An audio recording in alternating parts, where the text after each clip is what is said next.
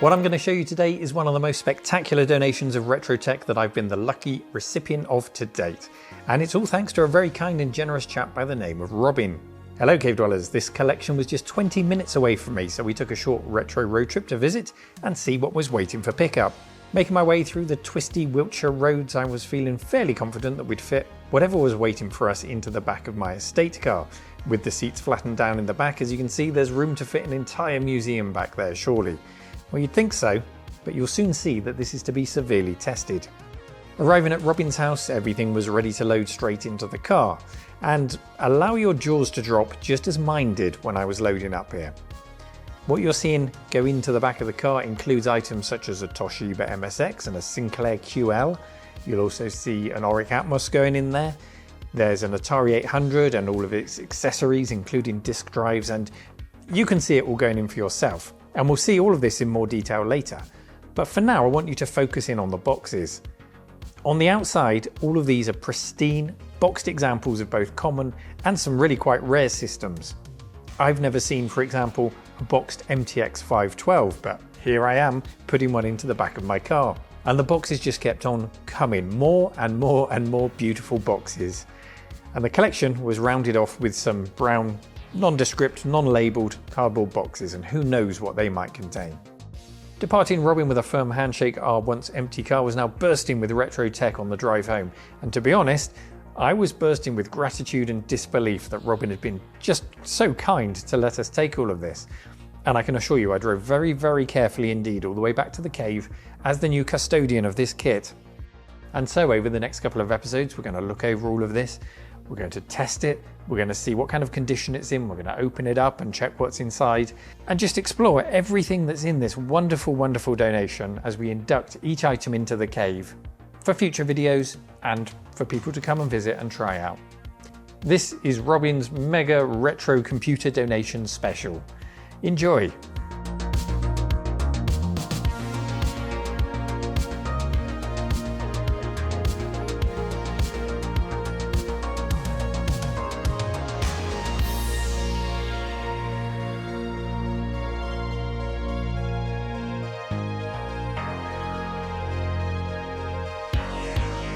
We'd like to thank PCBWay.com for supporting our episode today. They aren't just about PCBs, but they do a tremendous job of that. They also offer CNC machining, sheet metal fabrication, 3D printing and injection moulding. If you're creating, then PCBWay.com can help you bring your project to life. Get an instant quote now over at PCBWay.com, and we thank them for their support. Here they all are. I feel like David Attenborough here. I should be talking in hushed tones against the magnificent micros spread around the cave floor here. I've sorted them out so that we've got boxed ones to my right, unboxed ones to my left, nondescript cardboard boxes at the back there with no labels on, which we'll need to pick through. And here I am stuck in the middle with them.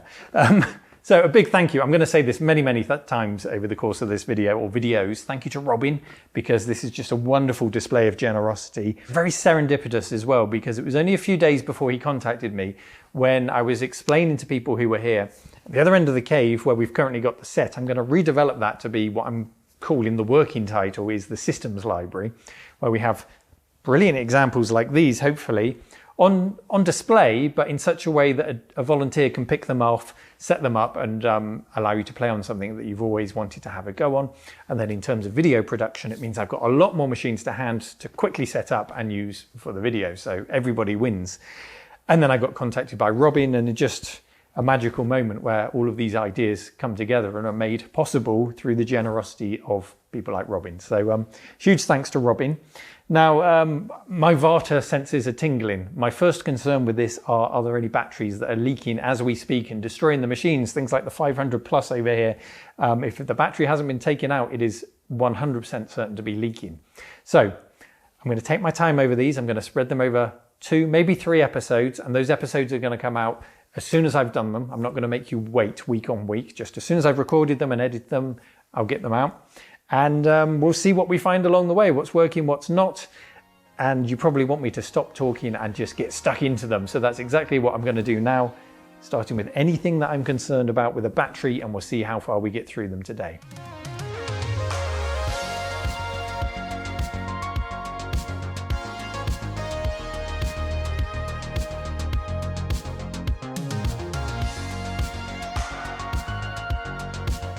where to start then? We've got wonderful things like the Sinclair QL, we've got Ataris, we've got, so many wonderful things. Look at this, look at the dust cover on this C64 and matching dust cover on the tape deck. That's wonderful. But as I said, it's the batteries I'm worried about. The 500 plus we'll definitely get to, but I'm even more concerned about this. This is an Amiga 4000, so let's start with that. Got the keyboard with it as well, which is really useful.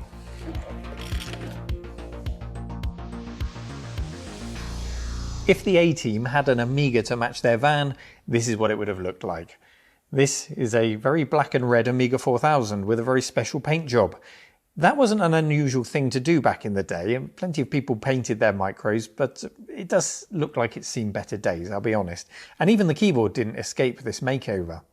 But there is some method to the madness. There's a logo here on the keyboard, and that's not a happy little accident. That's actually mimicking the logo that you see on later Amiga manuals. But we should never judge an Amiga by its paint job. Something else that caught my eye when I was unboxing was this, which is an empty box for an Amiga graphics card called the Cybervision 64, as well as this, which is a CPU card, and this is an original Commodore CPU card from a 4000, so that could suggest that the CPU has been upgraded to something beefier than its stock Motorola 68030. Now, the Cybervision 64 is a 24-bit graphics card which can display over 16 million colours at an 800 by 600 resolution, or so the box tells me. And that would be a big improvement on the stock AGA chipset of the 4000. So, the moment of truth, let's look inside. If it's in there, there's no way we're going to miss that graphics card. And there it is. On the left is the Cybervision card taking up the full length of the A4000. We can see on the card there's an S3 video chip, as well as some connectors for planned upgrades such as an MPEG decoding unit, but as far as I can tell that never got released. Anyway, we've opened this up primarily because of battery fears, and those are quickly alleviated as the battery has already been removed. Here's where the battery would be, and there's the tiniest hint of green corrosion on one of the pads there, but it seems to have been cleaned up really well. And looking closely at the capacitor there near it, it looks like new solder on there, so I think this was recapped at the same time that the battery was taken out. It's clearly been very well looked after. Looking around the back, we can see the stock video output is fed all the way up to the video card, the Cybervision card, which then outputs to a 15-pin port and a monitor. Now, what I've discovered this doesn't do is scan double. That is to say, if you want to see the regular 15 kHz stock resolutions and the upgraded video modes from the Cybervision, you need a multi-sync monitor or two monitors with a switching box. So the Cybervision, it's not a magic bullet. It's not going to make those 15 kHz displays visible. And you guys know that I like to play games, so I'll need to find a multi-sync monitor to go with this if we're going to get the best out of it, I think. Checking the CPU now, and we can see that that has indeed been upgraded. This is a GVP T-Rex accelerator, and underneath that fan should be a Motorola 68040 CPU. And there's also some RAM modules in there too. I don't know what this machine was used for, but it would have been a seriously capable machine with this spec long after the fall of Commodore. The A4000 disappointed some in its cost-cutting, notably an IDE storage interface instead of SCSI, and we do here have a Seagate drive from the period, an IDE drive with 131 megabyte capacity. I fired it up on a Gateway 2000 monitor, what else? And I found nothing happened when I turned it on until I gave that drive a tap. Just a little tap on the hard drive and something came unstuck and the machine sprang to life, kicking into the 31 kHz video output of the Cybervision card and giving us an image on the screen in Workbench. On here, I found some paint packages, but the disk was largely empty, a fairly fresh install with a few applications thrown on, but it worked brilliantly. My fears of leaky battery hell have become Amiga 4000 heaven, and if anyone has any tips for removing that black paint on both, we've got a metal case around the outside, and then we've got that plastic frontage. So if there are any techniques you can recommend for removing that paint, let me know, and we can tackle that in a future video. Overall though, fantastic find and a great start.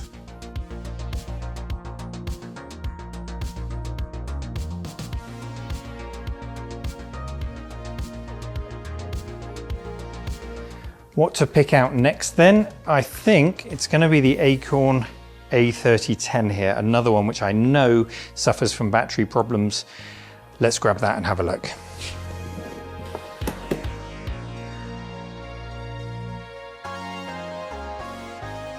The Acorn Archimedes A3010, a machine very much aimed at the educational market, but capable of so much more, as was perhaps the message they wanted to share with this action pack. The Archimedes answer to Atari's Power Pack, or perhaps Amiga's Batman Pack. On the front is the familiar face of Zool bursting out of the box, and other titles include the StarWrite word processor, an application suite, and various demos of games. And the box is dated 1993. Now, the first Archimedes came out in 1987, the 3010 arrived in 1992, and then this action pack came a little bit later, which was priced at £399 including tax, but would fall to £299 the following year. I actually thought the action pack here was an empty box at first because it was so light when I picked it up, but that, it turns out, is because most of it is just plastic packaging. It's the world's largest box for just a few discs and cassette tapes. It's amazing actually that there aren't that many full versions of games. It's mostly demos in here, with Zool being the only full game.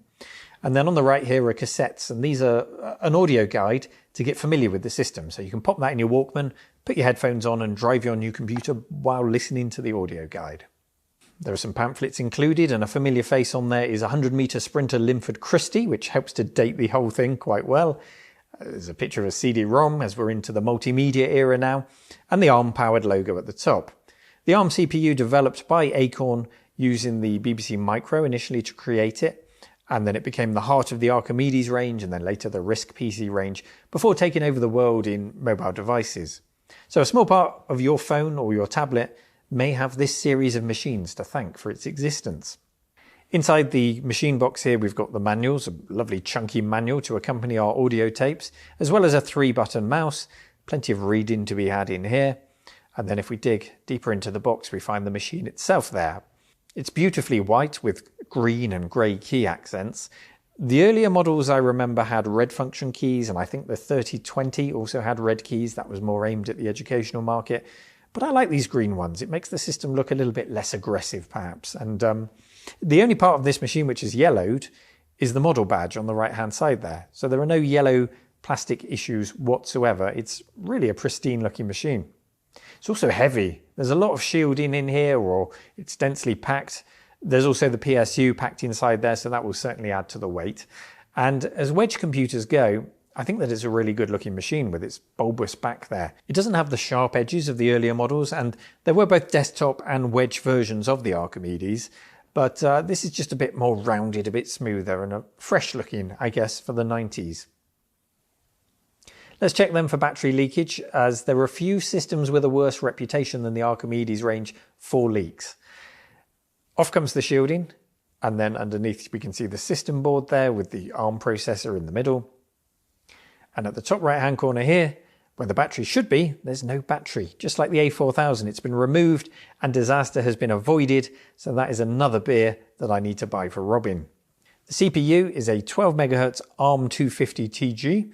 There's 2 MB of RAM on board, and the battery is used not just to retain date and time, but also settings, which is why when I first turned this on, I was presented with only this message on the screen. The computer wants to talk to the supervisor. This isn't a problem, it's easily skipped by holding down the delete key when I turn it on and cycling through a few screens, and then I got to the more familiar RISC-OS 3 screen. I think you can also hold down the R key to skip that as well and reset the settings. Anyway, it's working great. And as wonderful as that Alba branded monitor is, which belonged to viewer Chris's grandma, so thank you Chris and sorry grandma, I think there's a different monitor that's a bit better suited to this machine that I've got out back. So I'm going to go and fetch that. Here it is. And you might recognize this as a rebranded Philips monitor, but I am a sucker for a matching monitor and system brand. So it just looks really nice. I don't know. I know it's stupid. It would be just as good with a Commodore monitor on here, but having that matching Acorn badge just does it for me. But it didn't quite go to plan from there, because while the monitor works, the power switch has failed. Now that's a very common fault on these, and it was working great. It just failed while I was filming, so maybe the Alba was a better choice after all. Nevertheless, I enjoyed this system for as long as my finger would allow me to hold the power button in for, and if you're not a fan of Zool, then you should try playing it one-handed like this. On the surface, you can see that it's just as capable as something like an Amiga 500, but trust me, this is capable of a whole lot more. If you look at a game like Starfighter 3000, you'll see what I mean. It's a shame these systems didn't take off more than they did outside of the educational market. It's definitely one to explore more. I just need to 3D print a finger to hold that power button in.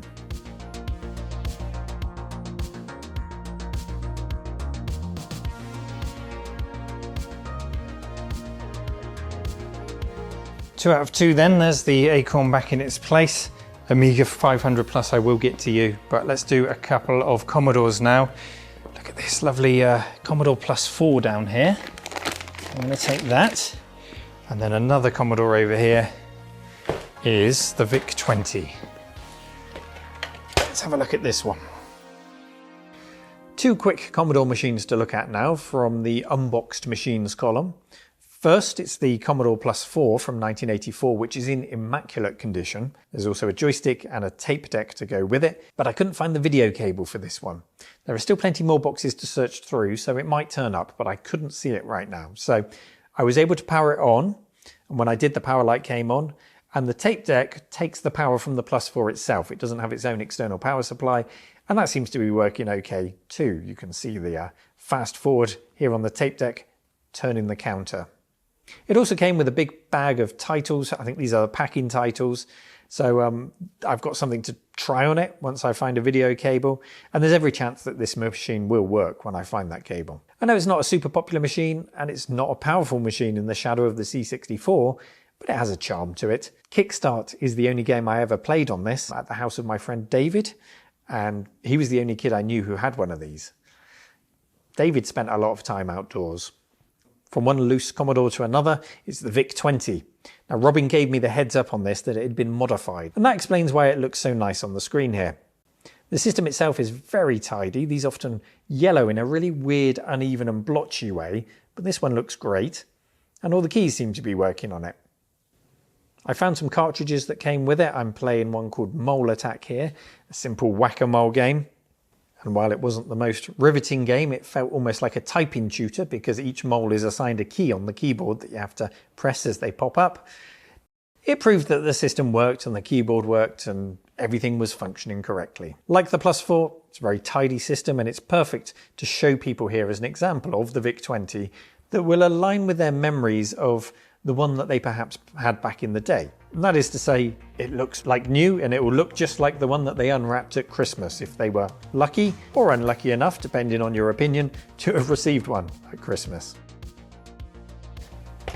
There we go, and you can see again just how lovely and clean that VIC-20 is. Really nice example. Oh, Plus 4 back then. Okay, it's time. It's definitely time for the 500 Plus. I guess I've been putting it off because I'm so scared about what I might find inside, but let's do it. Work with me, Captain Planet. This is a boxed Cartoon Classics pack from 1991, and after a few rounds of reductions, it would end up at £299 new. The box itself is in lovely condition, and if we open it up, inside it seems to be complete except for a couple of polys that would have wrapped around and hugged the system in transit. We've got manuals, and there's an earlier evolution of the coloured stripes that we saw on the A4000 keyboard there. And then there are various pamphlets and bundled software, including Deluxe Paint 3. What interested me about these pamphlets was that despite being 1991, or this may have even been 92, Commodore are still pushing the decade-old Commodore 64 on the cover of the pamphlet. And if anyone out there has this t-shirt, I'd love to know. You could win one of 240 of these apparently, and 12 chances to win a free printer if you returned your warranty card all filled out. Maybe there's still a chance. This 500 Plus has a great looking case. It's just the keys that need to see a dentist. They've all yellowed quite severely, but that's easily sorted. And when I flipped it over, I could see that the trapdoor expansion was empty, but the lack of a battery backed up clock in the trapdoor doesn't alleviate the problem of leaks because the 500 Plus, unlike the regular 500, put a battery right on the system board. I'm hoping that the broken warranty seal on the back here and the precedent set by the 4000 and the 3010 that we've seen so far and their battery removal, well, I'm hoping this is a good sign, but let's cross our fingers and let's take a look inside. It's fairly good news. Now, there has been a leak at some point in this machine's life and there are signs of corrosion on the board, but the damage appears to be superficial and very local to the battery area. So, as 500 Pluses go, this is about as good as they get these days. Robin is owed another pint. The machine is fully operational, including the disk drive, and I've loaded up a Bart versus the Space Mutants here, one of those packing titles, and you can see it's working just fine. Wow, man. I'm definitely not short on Amigas here. The biggest one that I'm missing from my collection is an Amiga 3000, but we're also not short on demand to try out the Amigas, so the more the merrier. We need to keep these going and allow people to try them out. And I guess finally for today, a friend, well, familiar yet not so familiar friend, an Amstrad CPC. No, it's not a CPC, it's just a 464 because they dropped the CPC name. A 464 Plus. Never had one of these before. Let's take a look. An Alan Sugar special now. This is the Amstrad 464 Plus. It's a wedge-shaped micro, but it doesn't have the weighty quality of the Acorn Archimedes. It's very light and a fairly cheap-feeling machine. But for all the Amstrad's cost-cutting, when it comes to their micros, and even their monitors, in fact, they do seem to have quite good durability. When you try them in the modern day, most of them come in here and seem to be in working condition, even if cosmetically they look a bit beaten up and a bit dirty. They just keep on going.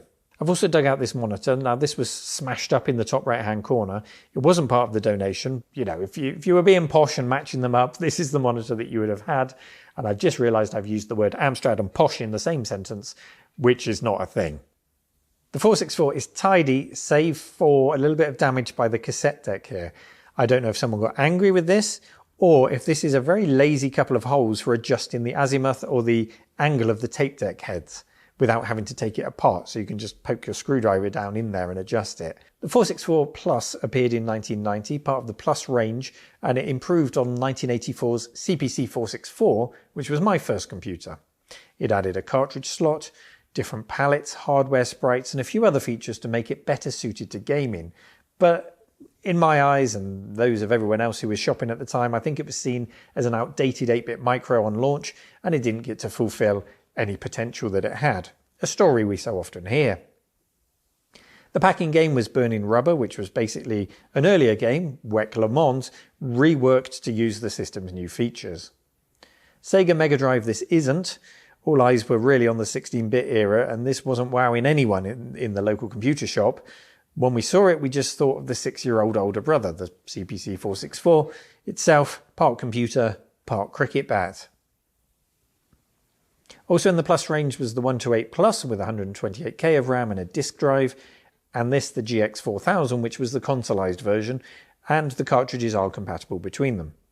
The GX4000 also ended up in the bargain bins, but I kind of like its spaceship stylings. We're presented with a 1985 year on the screen, which highlights its similarities with the older 464. I found that it all works except for the H key on the keyboard, so perhaps a new keyboard membrane is needed to sort that.